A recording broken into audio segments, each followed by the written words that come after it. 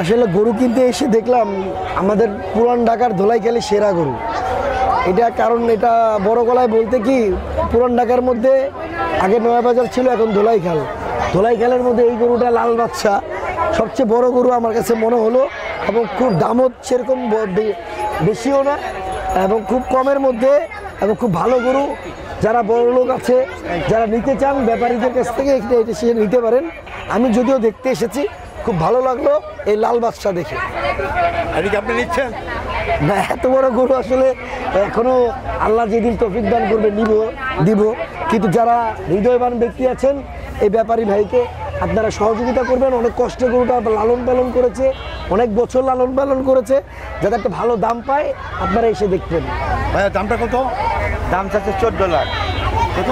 14 লাখ। জি। আপনি কত হলে ছাড়বেন লাস্ট? লাস্ট আমি 9 হলে ছেড়ে দেবো। 9 লাখ। 7 লাখ পর্যন্ত দাম উঠছে।